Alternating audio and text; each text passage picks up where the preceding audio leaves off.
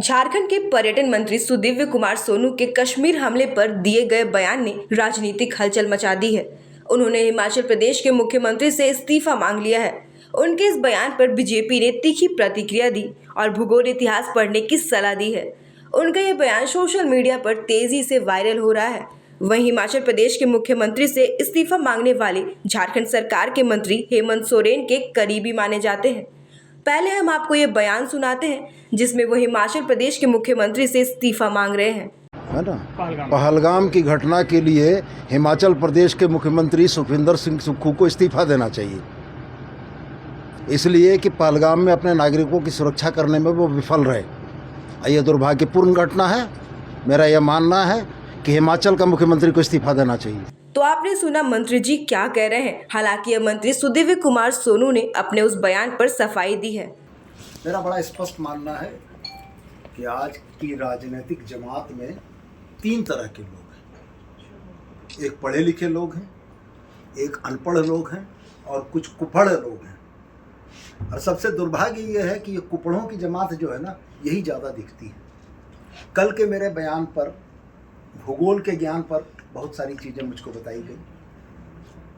कल के बयान में मैंने बड़ा स्पष्ट कहा था कि पहलगाम में निर्दोष नागरिकों की हत्याओं के लिए हिमाचल के मुख्यमंत्री सुखविंदर सिंह सुक्खू इस्तीफा दें।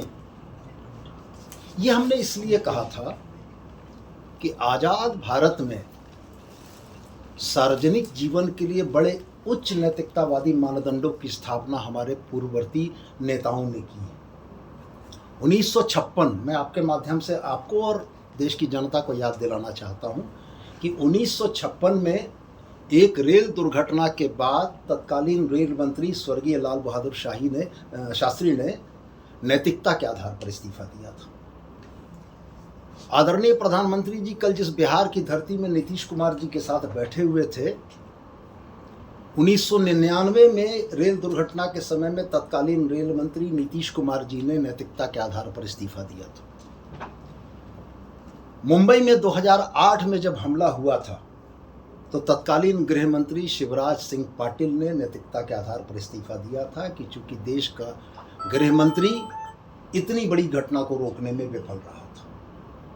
और मुझको बड़ा आश्चर्य इस बात का हुआ कि हमारी पत्रकार बिरादरी, जो लोकतंत्र का चौथा स्तंभ है, उसमें 28 लोगों के मारे जाने के बाद किसी पर जवाबदेही फिक्स करने की बात नहीं की। ये चीज़ें क्यों कर हुई? आखिर यह विफलता किसकी थी? कौन लोग इसके जवाबदेह थे?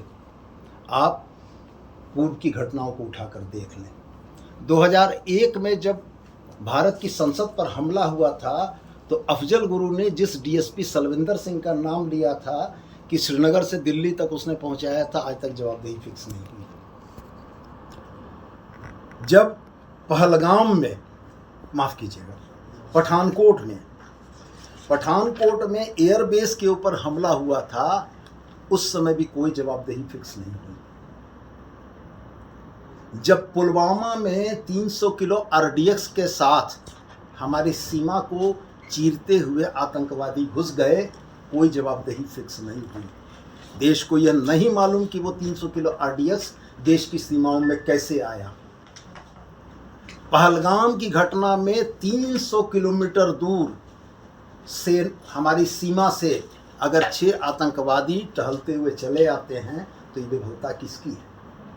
मैं तो सिर्फ यही कहना चाहता था कि अगर कोई जवाबदेही नहीं फिक्स हो रही है तो हमारे सुखविंदर सिंह सुक्खू, जो कांग्रेस के मुख्यमंत्री, उनको जवाबदेही लेते हुए, नैतिक जवाबदेही लेते हुए इस्तीफा देना चाहिए। और मैं तो साथ में ये दोहरा कर कह रहा हूँ आपको कि यदि देश उन 28 शोक संतप्त परिवारों के साथ खड़ा है तो इस देश में राष्ट्रीय शोक की घोषणा क्यों नहीं हुई?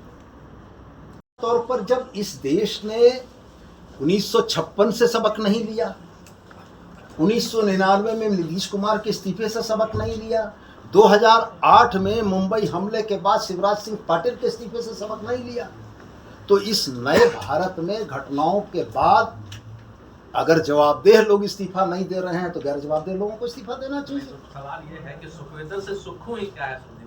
भगवंत सिंह मान भी हो सकते थे, हेमंत सोरेन भी हो सकते थे, ममता बनर्जी भी हो सकती थी, कारण मूल रूप से यह है कि इस घटना की जवाबदेही जिन पर होनी चाहिए थी उससे न देश के मीडिया ने पूछा न और लोगों ने पूछा, तो हमने आपका थोड़ा सा काम कर दिया।